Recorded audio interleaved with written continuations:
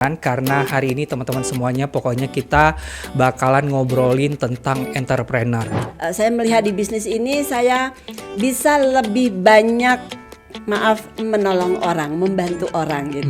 Jadi kepala sekolah kurang menolong orang begitu. Kalau di kira-kira 5 tahun lagi gaji saya berapa gitu. Wow.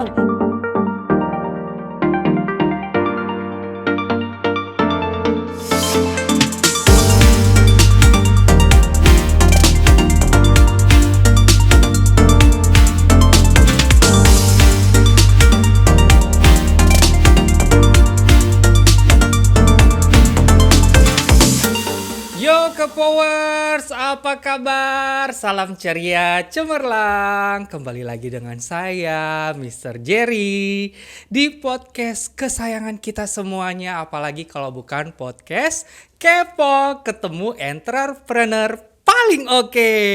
Nah, hari ini kita semuanya bakal jawab seluruh message dari kalian semuanya nih guys. Dan hari ini kita benar-benar menghadirkan jeng entrepreneur paling oke. Wow, sejagat raya ya. Langsung diimpor dari satu kota. Dari mana guys teman-teman semuanya? Dari Mojokerto yo. Mojokerto Jawa Timur teman-teman semuanya. Disimpan dulu. Kalian saya bikin jadi penasaran karena hari ini teman-teman semuanya pokoknya kita bakalan ngobrolin tentang entrepreneur, wirausaha. Gimana tuh caranya kalian bisa bisnis ya? Buat kita semuanya yang masih youngster yo, yang masih para muda-muda. Apakah bener gak sih bisnis bisa dijalankan oleh yang para senior aja? Atau bisnis itu dijalankan oleh yang muda aja? Atau kayak gimana nih? Makanya hari ini saya punya tamu istimewa yang mudah-mudahan bisa dapat inspirasi yang banyak banget buat kita semuanya. Karena beliau juga adalah seorang pelaku bisnis, entrepreneur. Tapi cek per cek ya, saya dapat satu informasi ternyata beliau ini dulunya nanti kita bakalan cari tahu apakah benar, apakah informasi ini faktual atau informasi ini adalah sebuah hal yang gosip belaka, bahwa ternyata orang ini guys adalah mantan kepala sekolah nih guys. Nanti bakalan kita cari tahu. Makanya hari ini podcast Kepo kehadiran seorang ibu, namanya adalah Monica Titi Karmaningsih. Hai Ibu. Hai Mr. Jerry. Beneran Ibu mantan kepala sekolah? Tidak salah.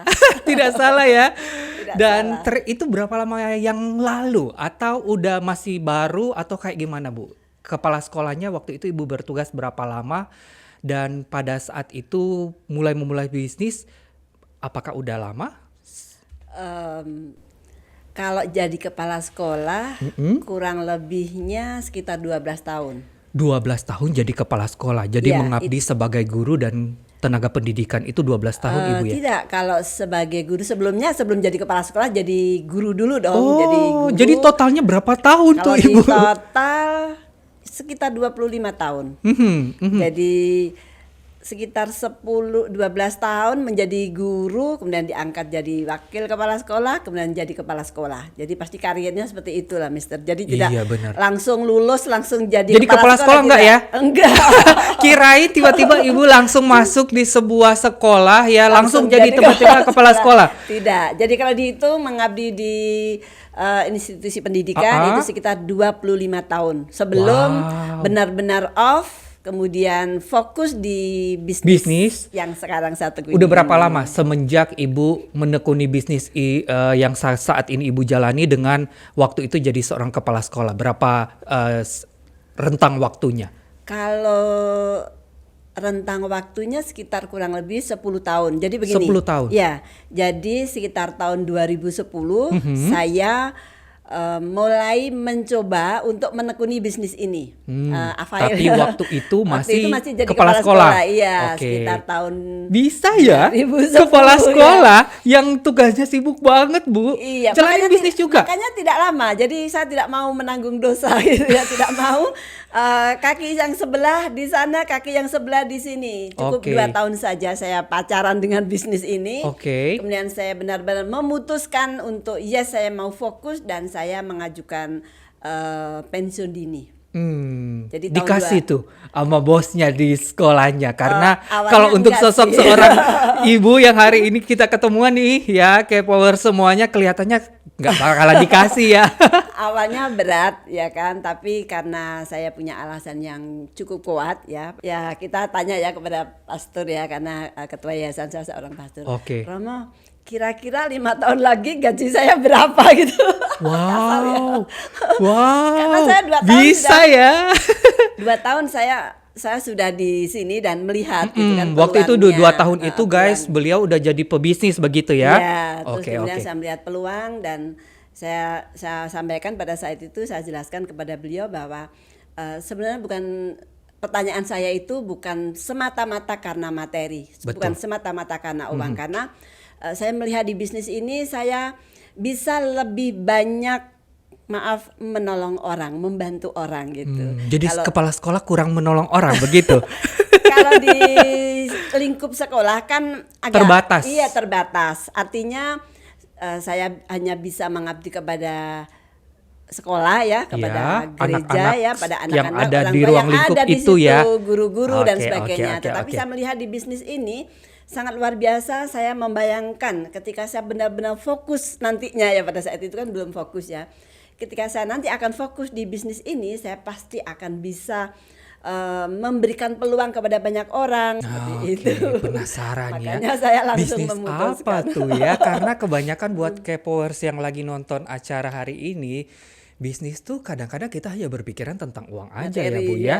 Tapi Karena ini kalau tidak. berpikiran tentang bisnis ya aku jalanin sebuah bisnis untungnya berapa, Iya. ya kan? Kemudian kita jalanin berapa lama, aku balik modalnya berapa, itu doang. Bukan itu. Ternyata bukan itu ya tujuannya. Iya, justru Nah, saya sampaikan sampai hari ini ya, saya sampaikan kepada mitra-mitra saya bahwa di bisnis ini saya menjalankan, ya ini adalah bagian dari ibadah sebenarnya. oke. Ya, jadi ketika kita join di bisnis ini, sebenarnya kita sedang membuka peluang bagi banyak orang untuk berkarya dan juga untuk ya mendapatkan materi juga gitu. Jadi artinya Ya namanya bisnis pasti tujuannya Karena adalah di salah sana- satunya materi karena di juga sana Bu ya.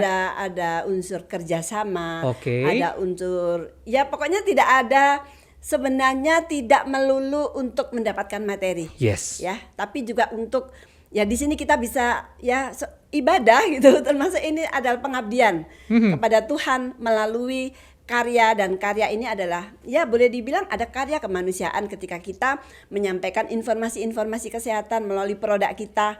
Kemudian produk kita bisa menyembuhkan gitu kan. Kemudian juga kita bisa memberikan peluang kerja kepada banyak orang. Ya, jadi ikatannya, saya senangnya di bisnis ini itu karena ketika kita mengajak orang buat bekerja sama, mereka bukan karyawan kita, tapi mereka adalah mitra kerja. Itu yang Oke. sangat menarik bagi Iya saya. menarik banget ya guys Jadi- ya. Jadi buat K-Power semuanya nih, Ibu Monica dan seluruh pemirsa yang lagi nonton YouTube kita hari ini, mungkin banyak bertanya-tanya ya Bu ya, bisnis yang bisa sebagai ibadah, bisnis yang bisa sebagai ibadah dan juga dapat penghasilan. Kemudian Ibu tadi menyebutkan bisnis yang bisa nolong banyak orang. Nah, itu bisnis apa Bu? Yang bisa sejauh itu bisa melakukan banyak hal. Oke, baik. Jadi bisnis yang saya tekuni dan saya jatuh cintai ya sekitar 13 tahun yang lalu ya, sekarang kan sudah tahun 2023. Itu adalah bisnis networking atau network marketing. Tepatnya Oke. saya join di perusahaan networking yaitu PT Avail Elok Indonesia. Oke. Saya sekarang sebagai seorang affiliate. Jadi jelasnya bisnis ini bisnis yang bagi saya sangat spesial. Ya, sangat Pakai spesial. telur. Biasanya kalau spesial pakai telur ya, nasi goreng kali ah. Karena ya itu tadi, kita tidak sekedar mendapatkan uang saja di sini, mendapatkan materi saja di bisnis Oke. ini, tetapi kita juga mendapat ada silaturahmi, ada bekerja sama. Ya, saya baru waktu itu ya, prinsip saya kesuksesan di bisnis ini ketika kita bisa mengajak banyak orang untuk juga sukses. Nah, itu menariknya di situ. Oke. Menarik bisnis ini ya, bisnis Avail ya, bisnis networking itu seperti itu. Jadi kita mengembangkan jaringan. Nah, ketika jaringan kita berkembang, ketika di jaringan kita sudah banyak orang sukses, nah itu berarti kita sukses. Nah, enaknya sukanya di situ saya. Sebagai orang yang apatis terhadap bisnis yang Ibu sebutkan tadi ya, mungkin banyak orang di luar sana terutama teman-teman yang nonton hari ini Ibu ya. Jadi bisnis yang tadi Ibu sebutkan itu saya mencium sebuah bisnis yang biasanya kita sebut bisnis MLM. Bener gak sih guys ya? Bisnis MLM ini yang kebanyakan kami tahu Ibu. Bisnis MLM tadi kalau Ibu bilang benar-benar membuat orang juga sukses. Ya, yang kami tahu ya, correct me if I'm wrong ya guys, biasanya sih kita taunya justru kayak ngerjain orang Bu. Bisnis MLM itu kayaknya ngerjain orang ya. Tiba-tiba kita masuk, tiba-tiba kita udah bayar uang pendaftaran, disuruh-suruh cari orang Bu. Ya. Nah, pandangan seorang Ibu Monica yang 13 tahun ya, sudah di menggeluti bisnis ini beneran ya Bu ya, 13 tahun gak bohong ini ya. 13 tahun ya, saya join tahun 2010, berarti kan sudah 13 tahun yang lalu. Betul. Kenapa atau pandangan apa yang Ibu bisa kasih buat teman-teman semuanya yang hari ini memang sebagian besar punya pandangan seperti itu Ibu? Sekarang saya tanya, apakah ketika Anda lapar dan kemudian Anda beli nasi pecel atau nasi soto itu lapar ya Allah. Anda akan menguntungkan penjual soto gitu kan? Iya ya, nah, benar. Kita kepingin pakai baju yang indah-indah yang bagus-bagus. Kita pergi ke penjahit. Kemudian ketika kita mau pergi ke penjahit, kita berpikir enakan menguntungkan penjahit nanti kalau aku mau pergi ke penjahit. Kalau gitu nggak usah pergi ke penjahit, nggak usah pakai jahit baju sendiri aja, nggak usah pakai baju sekalian gitu. Nah, begitu juga di bisnis ini. Ketika Anda berpikir bahwa bisnis ini akan menguntungkan yang di atas, ya kan? Ketika Anda berpikir seperti itu, ya sudah. Anda berhenti saja gitu kan. Sebab apa? Sebab pada nantinya juga Anda akan berpikir ketika Anda punya downline akan menguntungkan Anda kan begitu. Padahal sebenarnya tidak seperti itu. Dikerjai nggak begitu amat. Sebab kita bekerja untuk diri kita sendiri.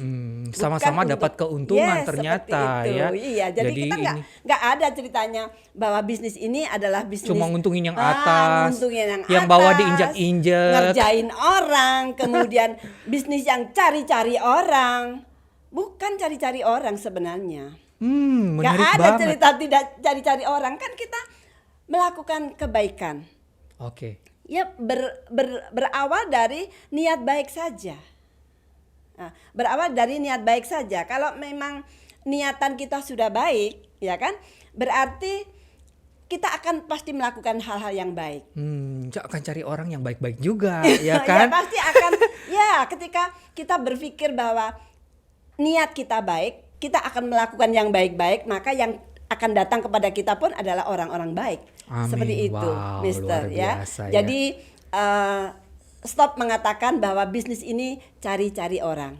Kalau saya ada orang yang tanya seperti itu ya, bisnis ini bukannya cari-cari orang ya Bu ya. Saya balik tanya. Sekarang saya balik tanya, bisnis apa? Yang namanya bisnis ya Mister ya. Bisnis apa yang nggak cari-cari orang? Semua nyari. Semuanya cari orang. Iya ya. Iya kan? Kita mau jualan bakso, kita nggak cari orang. Cari Bu. Kita pasti harus berusaha bagaimana orang akan menyukai kita, menyukai yang kita jual, kan begitu. Dan kata-kata niat baik tadi itu harus kita tanamkan. Jadi misalnya kita, sedang menawarkan produk kita, sebenarnya kalau saya bilang, jangan bilang kalian jual, tapi kalian memberikan solusi kepada masyarakat. Memberikan solusi ya Bu ya. Jadi tidak menjual. Jadi misalnya maka selalu ya saya bilang temukan masalah yang dihadapi oleh calon customer kita, ya kan? Apa masalahnya dan kita memberikan solusi. Nah, jadi produk kita itu adalah produk yang memberikan solusi atas masalah. Jadi kan kita tidak sekedar menjual. Jadi harus dibalik.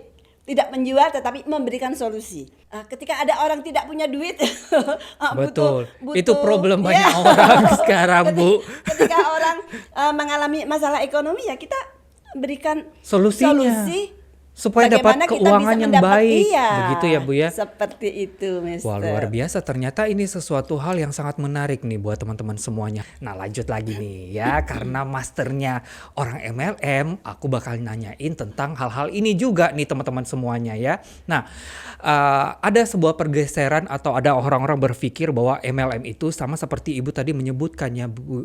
Kalau saya jadi pemain MLM. Ya, biasanya kan kita disebut pemain MLM nih, Bu ya, Yes. atau pebisnis MLM, mitra MLM. Aku tuh yang salah satu yang paling sangat membuat pertanyaan besar bahwa aku tuh pasti harus hidupnya sepanjang saya di bisnis MLM harus door to door lah, ketok-ketok pintu orang, Ibu, kemudian ngajakin orang jadi mitra. Itu yang kadang-kadang membuat kita give up, Bu. Apalagi terutama buat viewers kita yang generasi milenial. Kita nggak mau tuh yang namanya sebuah bisnis yang terlalu punya pakem yang seperti itu. Apakah benar bisnis MLM yang hari ini digeluti oleh Ibu Monica 13 tahun seperti itu kah? Sebenarnya tidak bisa dibilang begitu sih, Mister ya. Jadi itu dulu kayaknya seperti itu ya, dulu ya. Karena sekarang sudah mulai ada pergeseran. Kalau dulu memang sempat juga saya pun terpikir seperti itu bahwa bisnis networking itu adalah bisnis yang door to door, yang harus ketemu orang, harus one on one seperti itu ya. Tapi saya pribadi bisa melakukan pengembangan bisnis ini dengan di banyak cara ya. Oke. Kalau itu boleh, tapi saya rasa tidak sampai door to door. Tidak sampai door to door. Saya lebih ke sosialisasi melalui seminar-seminar ya, Oke. presentasi, boleh door to doornya tuh ke kantor-kantor gitu ya, pernah juga. Tetapi dengan seiring pergeseran zaman ya saat ini, saya bisa berkiprah itu melalui di sosial media. Oke. Ya, Ternyata di kita sosial- bisa memanfaatkan media sosial untuk promosi bisnis ini, Ibu. Iya. Oke, caranya seperti apa? Jadi sebenarnya itu saya benar-benar menerapkan itu ya, Mister ya, semenjak tahun 2020 ya. Pada saat itu kita mengalami Pandemi, awal-awal ya. pandemi. Tapi bukan berarti sebelum pandemi saya tidak punya sosial media, tidak Ya. seperti itu ya. Ya. Sebelumnya saya sudah ada ya. Sejak tahun 2010 ya, saya sudah berpikir bahwa sosial media saat itu kita masih fokusnya di Facebook ya, Mr. Jerry ya. Saya harus bisa memanfaatkan Facebook ini untuk sebagai ladang gitu ya, sebagai wahana untuk saya memperkenalkan bisnis saya seperti Oke. itu. Tapi memang karena saat itu kita masih bisa bebas melakukan offline ya, Mister ya, presentasi di mana-mana, seminar di mana-mana, tapi saya belum fokus ke sana, belum benar-benar serius menjalankan ini lewat sosial media. Tapi begitu waktu itu ada pandemi COVID ya, tiba-tiba saja kita kan tidak bisa bergerak kemana-mana. Oke. Tiba-tiba saja benar-benar kita tidak bisa bergerak. Bahkan dulu pada saat PPKM ya, Betul. kita harus melakukan WFH ya. Jadi sorry. Saat itu saya mulai berpikir bahwa kita harus bisa memanfaatkan sosial media, ya.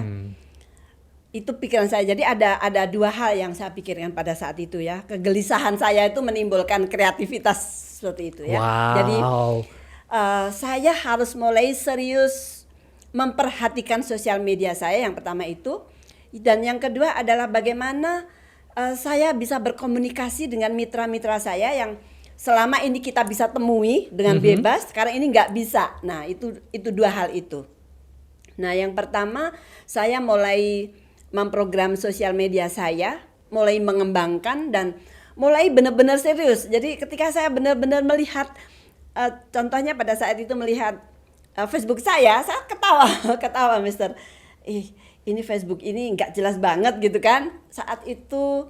Dan ini satu kesalahan, makanya saya sampaikan kepada Betul. Jadi pembelajaran buat kita semuanya ya, pembelajaran buat Ibu. kita semua bahwa ketika kita mempunyai akun di sosial media, misalnya Facebook ya atau Instagram gitu ya, harus jelas gitu. Oke. Gitu ya.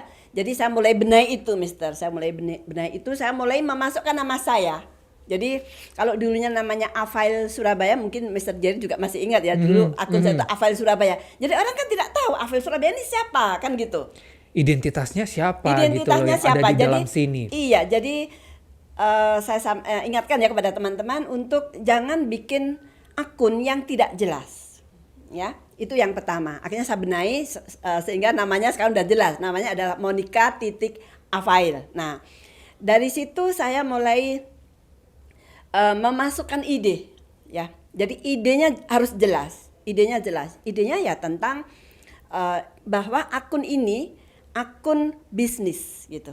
Akun bisnis artinya bukan hanya sistemnya saja yang bisnis, tapi harus jelas, harus ada idenya, dan kemudian kita mulai fokus dan mulai membangun komunitas gitu, membangun komunitas Melalui sosial media ini ya. Ya, mulai Oke. melalui sosial media kita harus membangun komunitas. Artinya apa? Artinya orang-orang yang nantinya melihat dan kemudian ingin kenal ya istilahnya ya, itu harus tahu ini siapa, kan harus jelas. Ya, kalau kepingin jelas ya harus ada identitasnya. Nama saya kan Monica titik, ya sudah saya sebutkan di situ Monica titik, dan kemudian ada idenya yang saya masukkan yaitu Afail. Saya adalah saya ingin membangun branding, ingin membangun personal branding. Saya bangun bahwa saya adalah seorang networker Afail. Jadi Monica titik Afail ini adalah networker Afail, kan begitu. Nah, mulai saya di situ saya mulai membangun komunitas ya.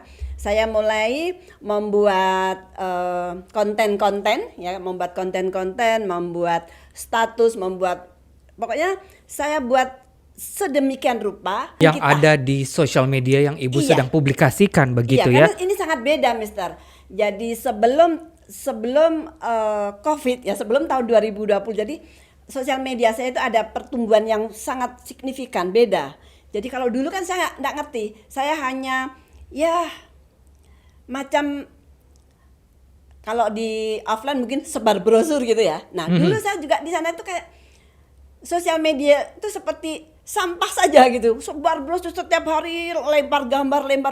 Nah, sekarang sama kan dengan offline, kalau kita sebar brosur yang tidak jelas, apakah orang akan tertarik? Tidak. Lempar brosur ke jalan, kemana kan Tidak ada strategi yang tidak ada jelas strategi ya. yang jelas ya, betul. Betul. Setelah saya mengamati itu, saya kemudian benahi. Jadi oke, karena idenya jelas, saya harus membuat bagaimana viewer saya, follower saya itu nyaman dan menyukai gitu. Jadi saya tidak menggunakan sosial media saya itu sebagai sampah untuk membuang-buang membuang brosur, bukan. Mempublikasikan sesuatu yang nggak berarti begitu mungkin ya Ibu itu. ya. Jadi saya membentuk tim ya akhirnya untuk membuat konten-konten itu harus ada value-nya gitu.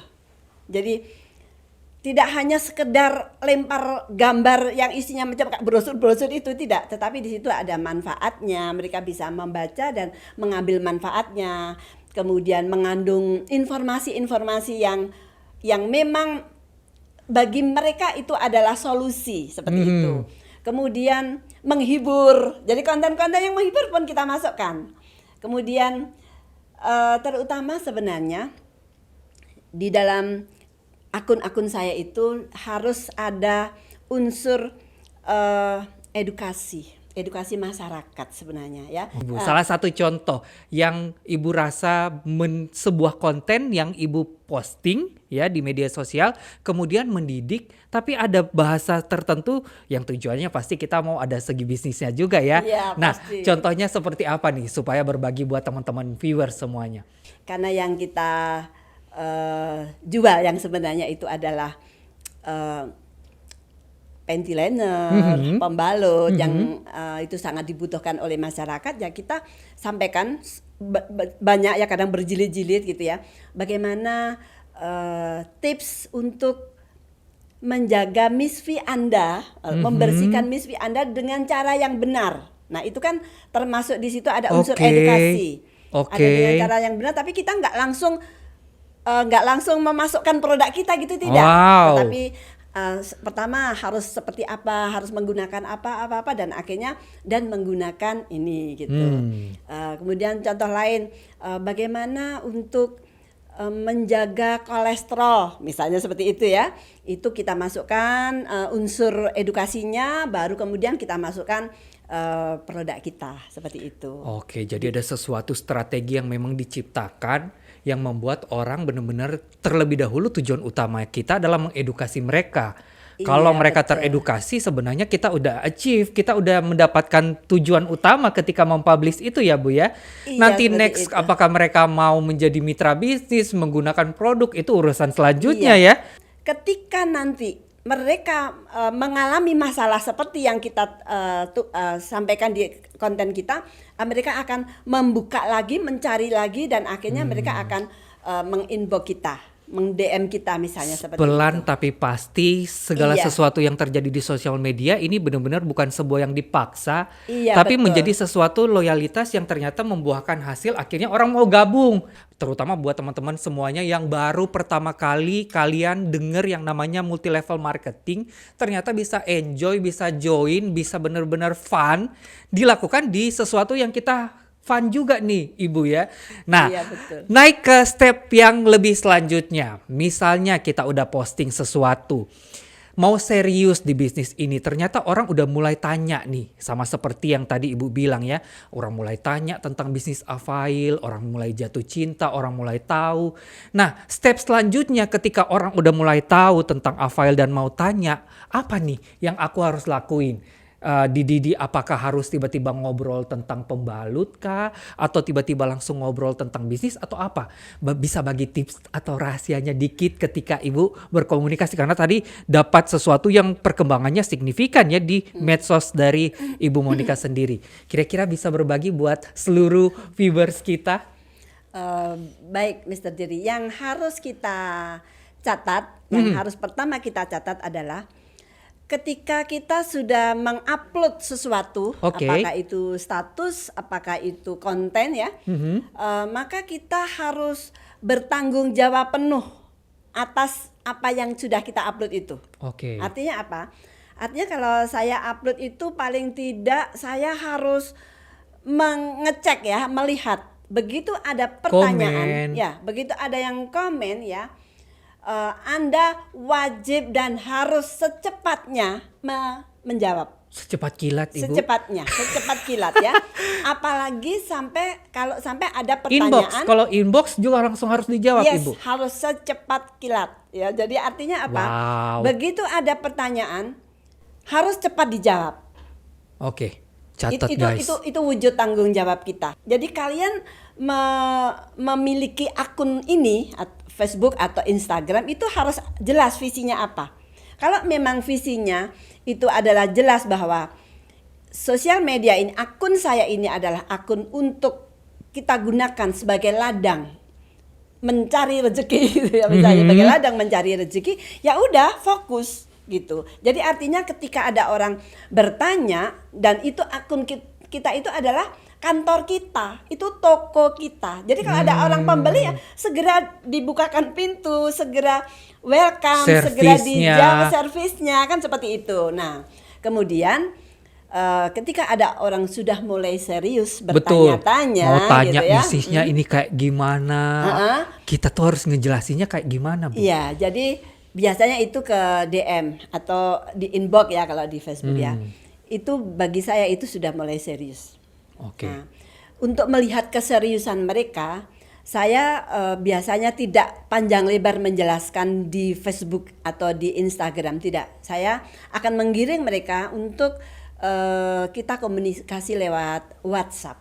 Oke, lebih Seperti- private iya. lagi ya. Setelah- Kalau tadi yang iya. massa ya, tapi ini yang ke private lagi. Iya, jadi Oke. kalau mereka WhatsApp saja atau nomor HP mereka tidak mau berikan, ya saya tidak melanjutkan gitu.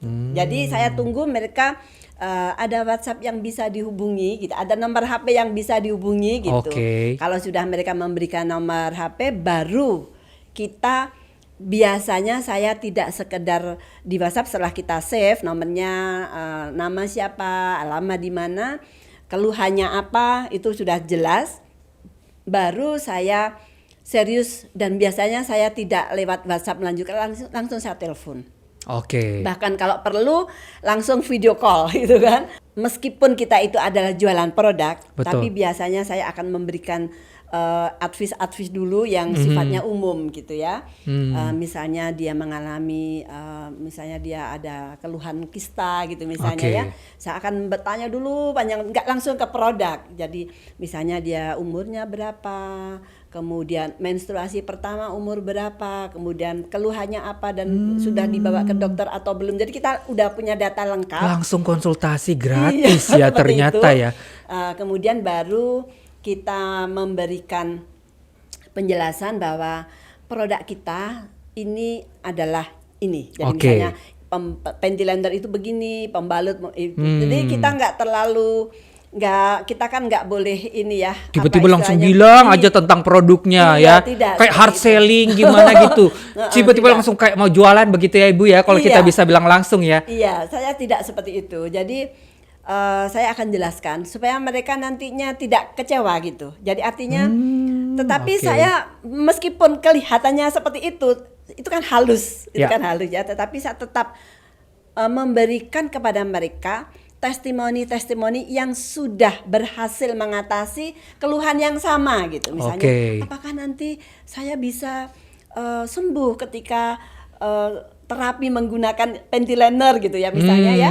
Media sosial ini kayak menjadi sesuatu bagian hidup dari orang-orang zaman now ya. Nah, kalau saya bisa bertanya ya saat ini, apakah Ibu sebagai seorang pebisnis networking ya, sebagai seorang networker, kebanyakan orang bilang kalau misalnya ada networker tuh ya atau pebisnis network itu sentuhannya akan berbeda ketika offline ya, atau apa sih yang membedakan antara dunia sosial media dengan dunia offline? Apakah ada perbedaan yang memang 180 derajat perbedaannya, atau seperti apa ketika Ibu menjalankan 3 tahun pengalaman di dunia medsos dibandingkan dengan yang nanti di dunia nyatanya ketika bertatapan wajah langsung? Apakah ada bedanya atau sama aja ternyata di medsosnya kayak gini, di offline-nya juga kayak gini? Seperti apa pandangan Ibu?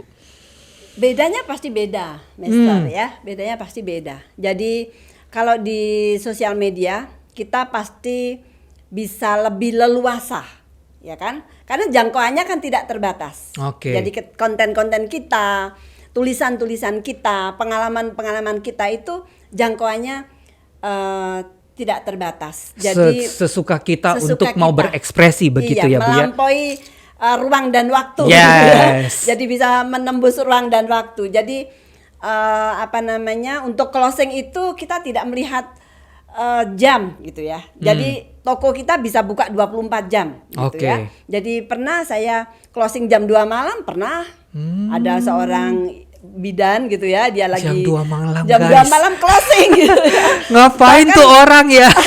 Jadi iseng-iseng saja ya. Jadi pada saat itu saya upload sesuatu gitu, langsung di komen, langsung dia inbox gitu ya.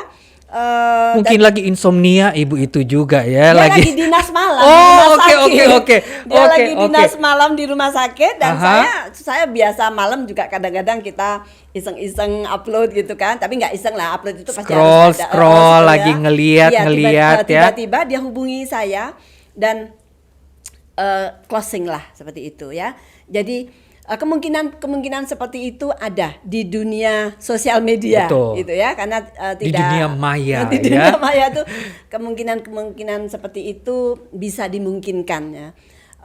Beda dengan yang di Nyata. offline, yang dunia nyata ya. Yang langsung kulit bertemu Iya. kulit, mata bertemu mata. Apa sebagai ciri khas utama bisnis MLM kita ini seperti apa? Kalau di dunia nyata seperti apa, Ibu?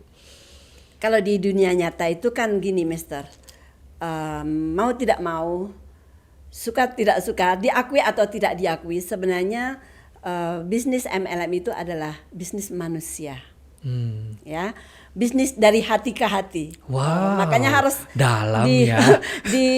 di dunia nyata, di dunia offline, Yes. offline itu masih sangat pegang peranan. Yes. Karena kalau offline itu sentuhannya itu dia lebih kuat. Sentuhan hati itu lebih kuat. High Oke. touch-nya itu lebih terasa gitu kalau offline. Jadi tatapan mata, kemudian mendengarkan ketika kita berbicara itu pengaruhnya sangat besar ya. Sedangkan di sosial media kan itu tidak ada. Oke. Tidak mungkin kita bisa merasakan sentuhan ketika kita hanya melihat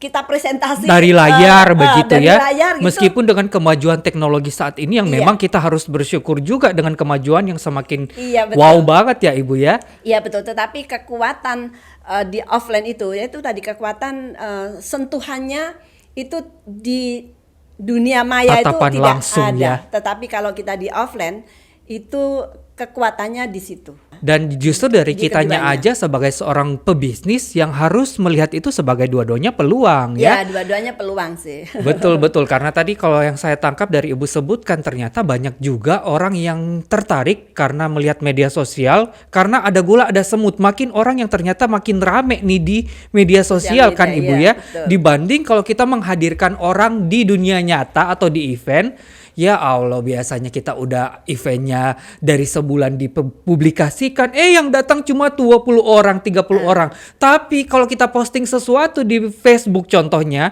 itu yang like, yang komen bisa ratusan orang, bener nggak sih Iya, Bu? benar. Jadi ini menjadi sebuah pintu utama untuk kita mempublikasikan. Tetapi ketika mau melakukan pembinaan dalam tanda kutip, karena bisnis MLM harus ada pembinaannya Harus ada Ibu ya. pembinaan, dan itu offline. Yes. Paling tepat offline. Jadi untuk membangun kelanjutannya, untuk Baru mengikat, ketemu langsung, begitu ya? Itu harus ketemu langsung. Memang kalau tidak ketemu langsung ya itu tadi ya, ikatannya itu kurang. Ternyata sehebat itu, powerful dari social media membuka wawasan kita bahwa ternyata ini menjadi sebuah peluang. Mau offline, online, ternyata harus ada kita nih sendiri sebagai seorang pebisnis yang atur frekuensinya mau digedein di mana nih, mau digedein di sebelah sini atau di sebelah mana ya Ibu ya. Iya. Wow, inspiring banget. Makanya ini sesuatu hal yang saya baru dengar juga ya. Gak salah Ibu, apakah benar saat ini mendapatkan sebuah penghargaan ya dari Asosiasi Penjualan Langsung Indonesia, APLI. Jadi beliau ini nih guys ya, jadi Bunda Monica ini mendapatkan sebuah penghargaan. Nama penghargaannya kalau nggak salah adalah Top Sponsoring ya, The Best Entrepreneur of the Year dari Asosiasi Penjualan Langsung Indonesia. Nah, buat teman-teman semuanya yang belum tahu tentang APLI, APLI ini adalah organisasi profesi buat mereka semuanya yang bergabung di industri ini. Jadi semua pelaku bisnis MLM. Nah, beliau ini yang di samping saya ini yang jadi tamu kita di Rumah Kepo hari ini mendapatkan the best top sponsoring dan entrepreneur of the year. Nah, aku mau bertanya tentang penghargaan selama 13 tahun. 13 tahunnya tadi Iya. Ibu ya, 13 tahun mendapatkan sebuah penghargaan. Tentunya penghargaan juga bukan sesuatu yang menjadi tujuan utama untuk kita raih. Tetapi kalau bisa saya bertanya kepada Ibu Monica saat ini, ketika pertama kali disebutkan menjadi sebagai seorang pemenang The Best Entrepreneur of the Year dalam kategori Top Sponsoring, apa yang muncul di benak seorang SCM Monica Titi Karmaningsih? Bersyukur. Saya sangat bersyukur, Mr. Jerry,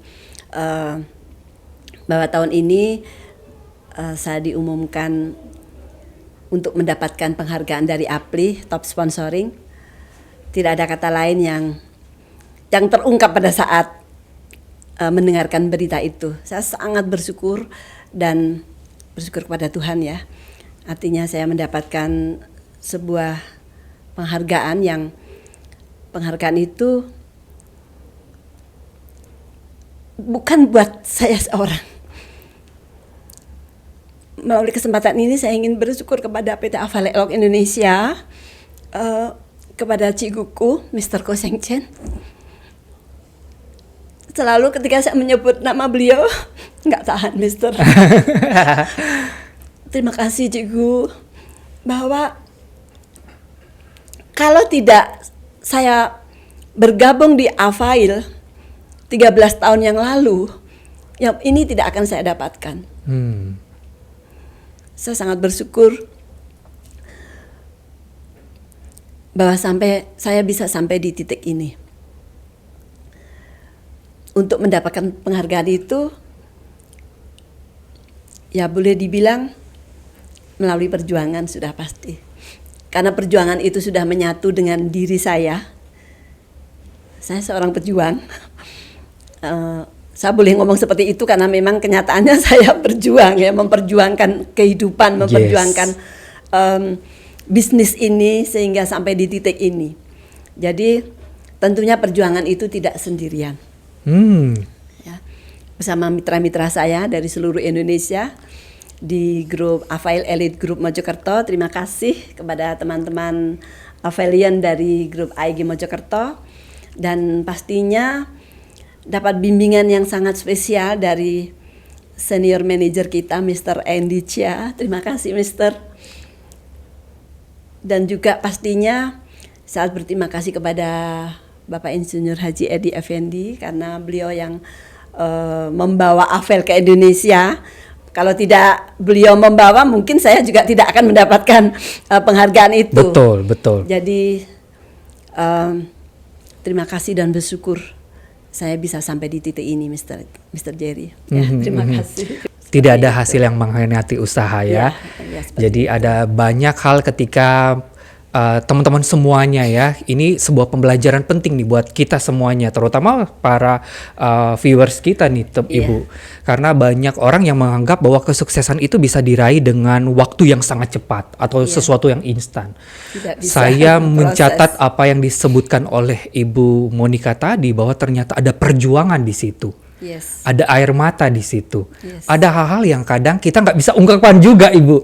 Ya, karena perjuangan itu hanya Ibu Monica dan orang-orang yang benar-benar berjuang bersama yang mengetahui. Merasakan. Ada hal-hal yang benar-benar kadang kita udah nggak bisa ucapkan.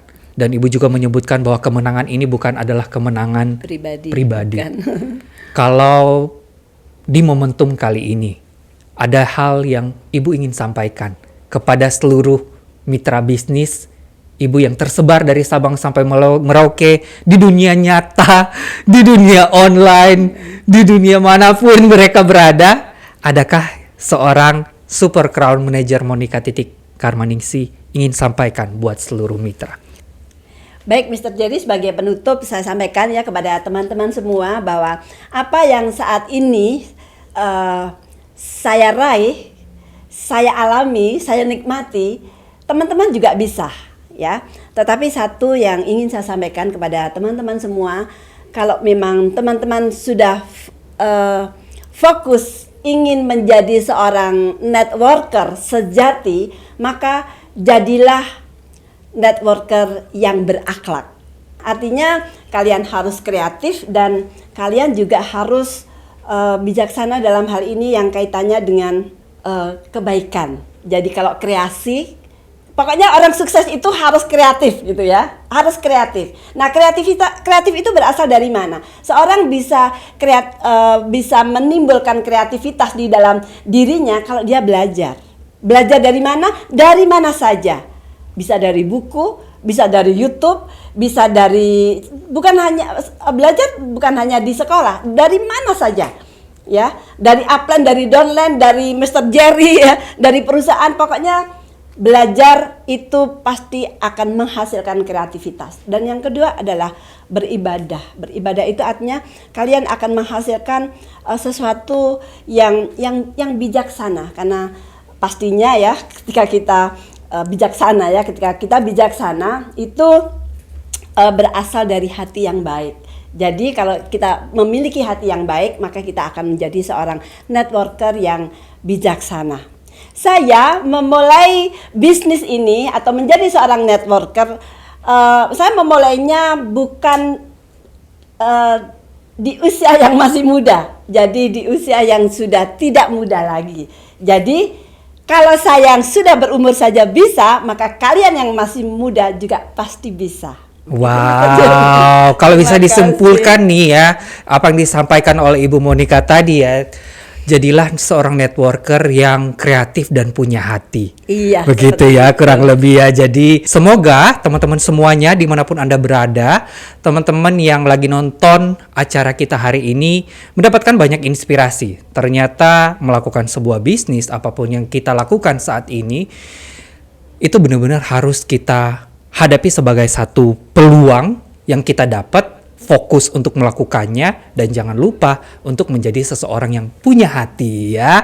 Tentunya kalian juga punya hati dong guys. Nah, ini adalah akhir dari podcast Kepo hari ini. Thank you so much Ibu yang telah membersamai dan menjadi inspirasi untuk seluruh viewers podcast Kepo dimanapun Anda berada yo guys. Nah, aku bakal ingetin lagi buat kalian semuanya yang belum like, belum komen, belum subscribe, dan jangan lupa nyalakan tombol lonceng sebelah sini supaya seluruh notifikasi yang ada kaitannya dengan channel YouTube kita bakal terupdate secara otomatis dan kalian benar-benar dapat informasi yang paling up to date buat kalian semuanya. Mr. Jerry, Ibu Monica, dan seluruh tim yang bertugas hari ini, we thank you so much dan sampai jumpa di edisi podcast Kepo selanjutnya. Bye-bye!